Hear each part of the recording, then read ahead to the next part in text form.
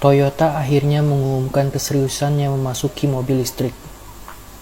Selama ini, Toyota dianggap seperti ogah-ogahan terjun ke mobil listrik. Seperti tidak semangat, terlihat ragu apakah mobil listrik punya masa depan. Bahkan sampai ada yang berpendapat ekstrim, era mobil listrik akan gagal kalau Toyota belum ikut serta. Dominasi Toyota di pasar mobil menimbulkan tanda tanya besar. Ada apa dengan Toyota? Tapi pada akhirnya Toyota akan masuk ke mobil listrik. Anda mungkin sudah mulai mendengar kisi-kisinya, hanya saja selama ini simpang siur. Jepang seperti masih menimbang-nimbang teknologi.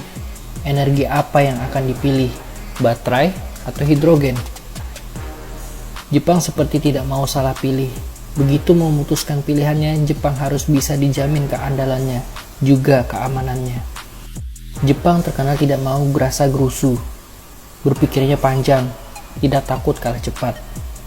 Amerika, Eropa, Korea, dan apalagi Tiongkok memang sudah jauh di depan.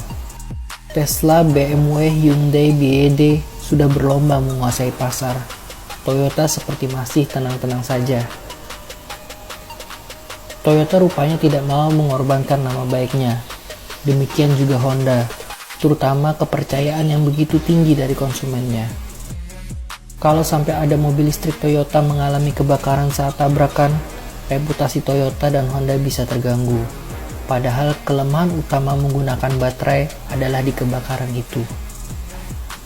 Maka tidak salah kalau ada yang beranggapan mungkin saja Jepang tidak mau ikut menggunakan teknologi baterai.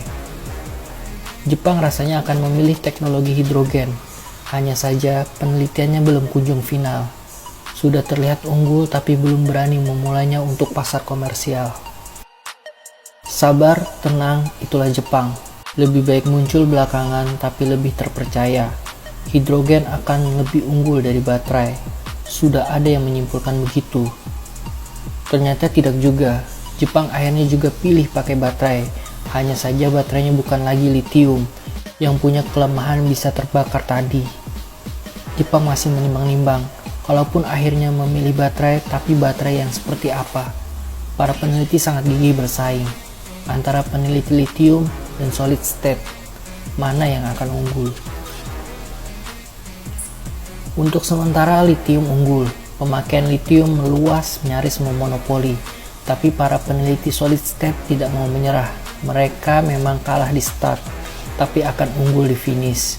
Dan Toyota akhirnya mengumumkan pilihannya, pakai baterai solid state.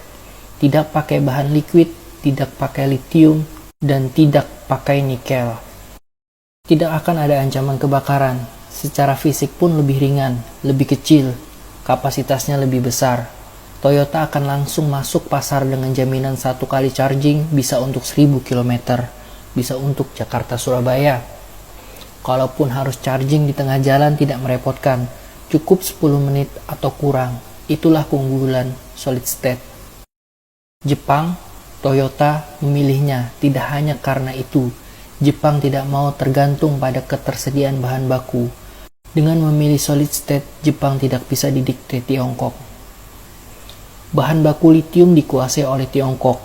Memang ada negara lain yang juga memproduksinya, sangat besar, yakni Kongo di Afrika, tapi pemilik tambangnya Tiongkok juga. Koji Sato, CEO Toyota, akhirnya membuat pernyataan ini. Dunia berubah dengan cepat dalam hal mobil listrik. Saya pikir Toyota harus bisa menemukan solusi di bidang itu. Kita akan dorong ke masa depan dengan cepat. Yang dimaksud cepat itu tahun 2027, 4 tahun lagi. Tahun itu mobil listrik Toyota dengan baterai solid state bisa Anda beli, lebih murah mestinya.